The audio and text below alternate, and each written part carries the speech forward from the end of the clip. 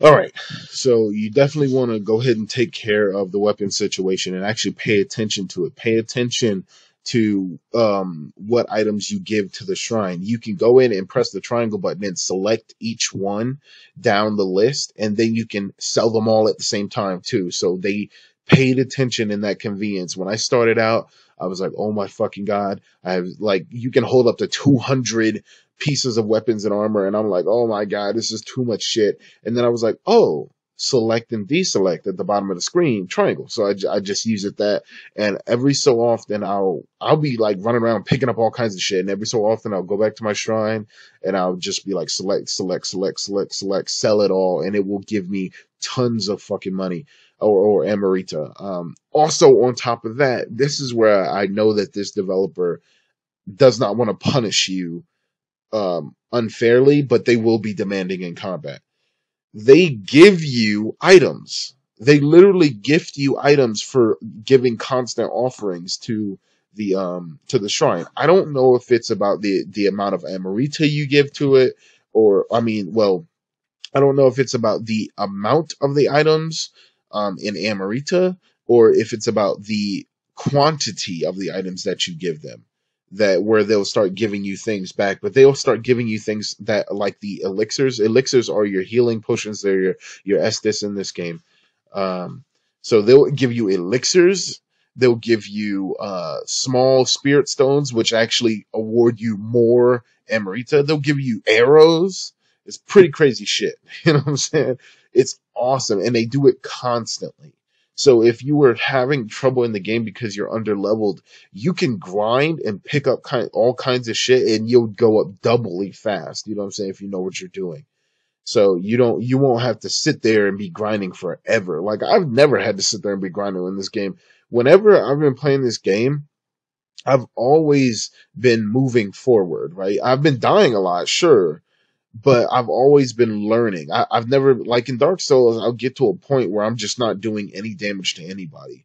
But in this game, your maneuverability is so great, especially if you focus on stances. And when I talk about combat, I'll get to the stances.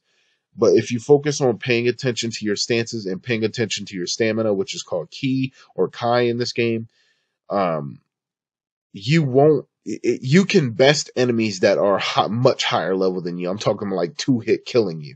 In fact, you're going to in the beginning of the game. You have to, because enemies will be able to kill you in like 2 hits.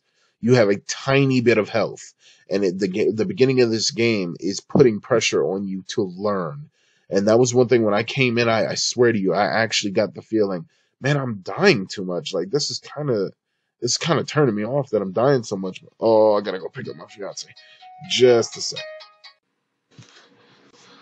All right, everybody. So yeah, I felt like I was dying too much, and it actually turned me off to the game for a little bit. But I came back and I gave it another try, and over time, and through adversity and through challenge, I learned to use stances correctly. I learned to use faster stances against faster enemies, and learn to whittle down people's ki, because if you whittle down your enemy's ki, at least when it's a human enemy, they have to. This is another thing that Dark Souls doesn't do, and it pisses me off, and it's so unfair. But enemies do not have any kind of stamina requirement in a Dark Souls game. They can get you into a corner and just wail on you and kill you. In this game, they can't do that. In this game, they do certain attacks, and if they're, say, doing higher stance attacks, the high stance is the attacks that do like around 600, 500 damage, whereas mid stance will do around 100 or so, and low stance will do in the double digits. Well, if they do high stance attacks, it drains their ki a lot faster, and you can do specific attacks like certain kicks in the game that will do direct and very high kai damage, but not a lot of physical damage or ki damage, and that will tire them out. You can utilize an ability called grapple that you will have very early on to do a lot of damage on them. You can use if you use like if you go into low stance with, say, any kind of sword, and you press oh my god, I can't speak. You press triangle 3 times, you'll do a you'll do a high damage combo, and it'll knock them down. Then you can go over to a knockdown enemy and press triangle, and it will do even more damage. So I learned to do things like that over time through adversity, through dying constantly. I also had to learn how to use stances appropriately on my own as well. And this is what I really liked that this game did. That it let you mete out the the consequences and the benefits of using certain stances in certain situations, and you will learn it just through playing the game. You're not going to be it's not going to be holding your hand the entire time. You're going to learn what is appropriate for what situation based on how effective it is in the circumstance of your fighting. So the most of the time you'll be using I would say stay in low stance, especially if you're new to the game, because the thing about low stance is that you can attack and press if you do any kind of dodge evade, you will dash, and with the other stances you roll. The roll has a slower animation. It takes, I think they take the same amount of stamina or ki, but the slower animation really makes a difference. The dash, if you do that in low stance after an attack, it will do an automatic Kai pulse and give you back stamina. So this is something that during the beginning of the game, you're going to be constantly using this before you start getting acclimated to manually pulsing. And the way you manually pulse is you press the R1 button, and that will automatically, as you say you do an attack, it'll take ki from you, right? There's a part of your bar that will be green, which is the regular color of it, and then a part of your bar that'll be red. Then there's this like light green part of the bar that starts to fill up, and it fills up really fast. That's not actually your stamina. That's the potential stamina that you could get back from doing the correct Kai pulse. And so if you pressed R1, wherever that light green bar is, that is how much stamina you'll regain, and the red part of the bar will disappear. So you can use this to extend attacks extremely long, maybe even doubly long than they would normally go. And when we're talking about, speaking of using Kai Pulse correctly, when you're dealing with bosses, there's this phenomena in game that I really think they should modify a little bit, because it's a little bit too easy to kill bosses if you have a partner, a co-op partner. And I'll talk about online play and enemies for the last few minutes of this talk through thing here. But there's this ability where you can, if you knock down all of a boss yokai's stamina, and the way you do that with yokai, it's different. Yokai do not run out of stamina by attacking. So even if they're out of stamina completely, they can still hit you. They can still attack, whereas a normal human enemy won't be able to attack. They'll actually go into this animation where it's like 2 seconds of the guy, your character having to breathe. Your character, the player character, will also do that if you drain all your stamina and keep attacking. So be careful, because it will make you extremely vulnerable. You cannot move at all. But with yokai, their stamina is like an extra shield or something, right? Because it's like their hyper armor. So yokai can get hit and they'll take damage, but they won't actually react to it most of the time. Sometimes they will, sometimes they won't. It depends on their stance. It depends on what attack they're doing. It depends on various other factors. It depends on what attack you do as well. But once you drain yokai stamina by attacking them, their bar turns red. The only way they can get that back is they have every yokai has a special ability to call forth a dimension of the underworld and kind of create this dimensional rift around them, and it will heal their stamina extremely quickly, therefore giving them back their hyper armor. But if you drain it all completely, their hyper armor falls away, and you can stun lock them to fucking death. And I have abused that ability when it comes to bosses, and a lot of the higher level players know that is something that we can do. So what you do is, once you drain a boss's stamina, and granted it's not too easy because many of the bosses have abilities to open up several different portals, and so anytime they walk into those portals, they'll automatically start regaining stamina. But if you can get it down, and you're likely to if you have high level players who know what they're doing, we both go into low stance and just keep smacking the boss over and over and over again. And when our stamina gets low, we just Kai pulse and keep doing it, Kai pulse and keep doing it. Now, no matter what, your stamina is going to drain eventually if you don't simply stop and give it time to go back up.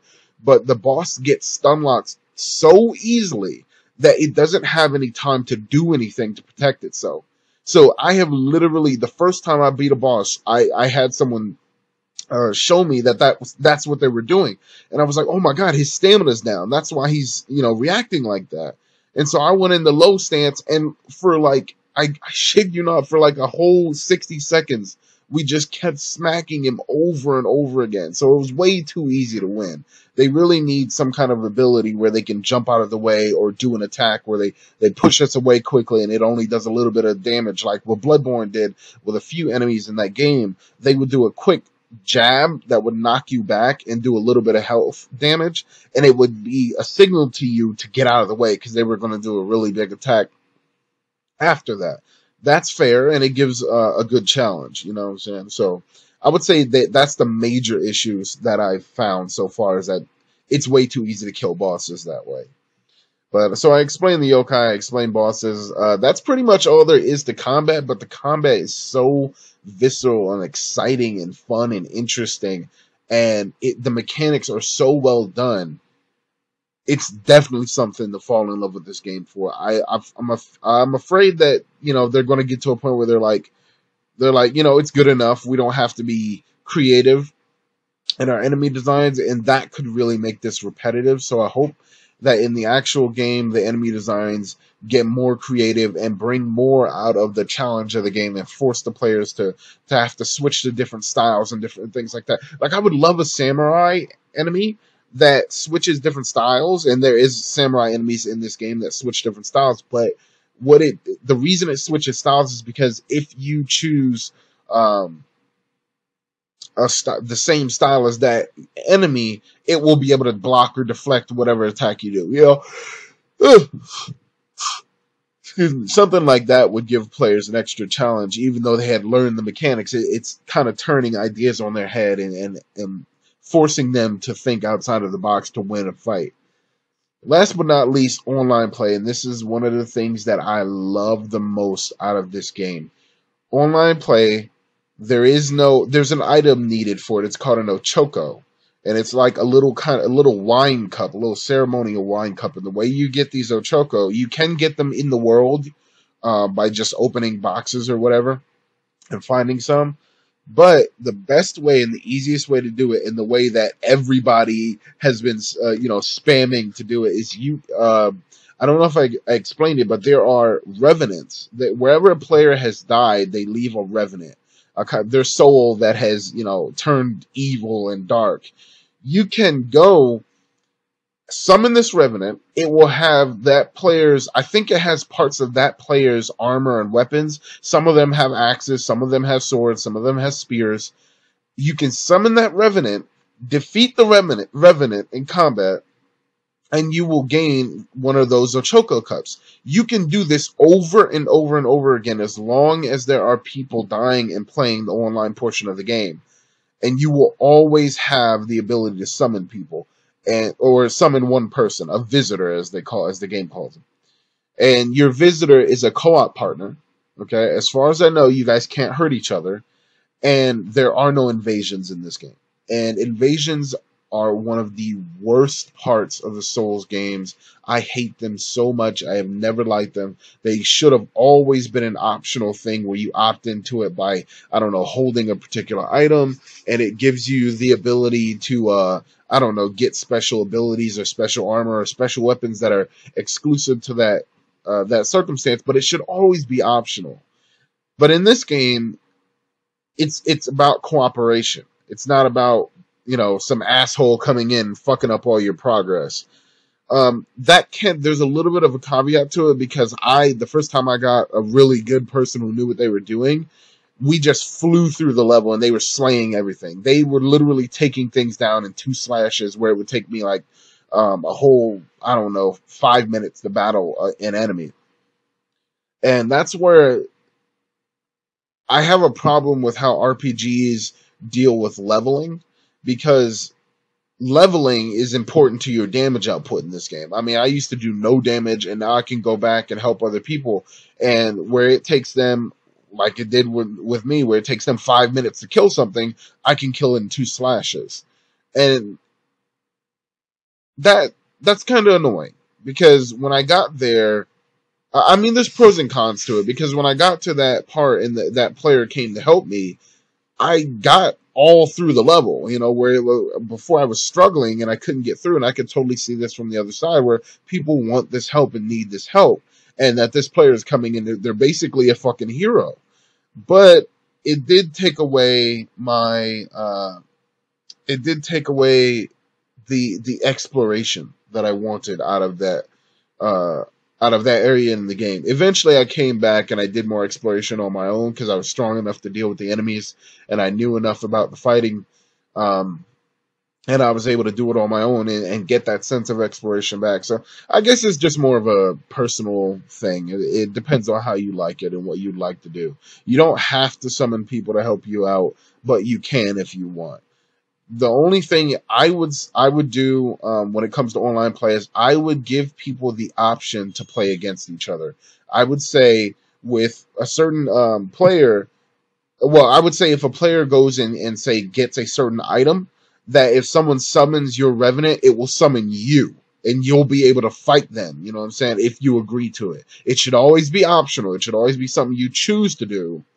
But that would be really cool if they would set that up. And that's the only thing that I would definitely say that you should definitely do, because Souls players love PvP, and they should be given that option. It should not be taken away. Even though I hate it, it should always be optional. You know what I'm saying? But anyway, this game is amazing. I cannot wait for it to release. Apparently, it has no release date as of yet. I've been asking around GameStop. I haven't seen any release dates on YouTube. There's no release date on the demo as far as I know, but I'm hoping that eventually later down the line, probably towards the end of the year, it'll release and we'll be able to play it. I definitely am going to pick up Deus Ex and hopefully Final Fantasy, but I would absolutely buy this game, and I would absolutely recommend it to anyone who loves Souls. This game is amazing. Nioh. Go out, look for it, search it, find it, play it. It's awesome.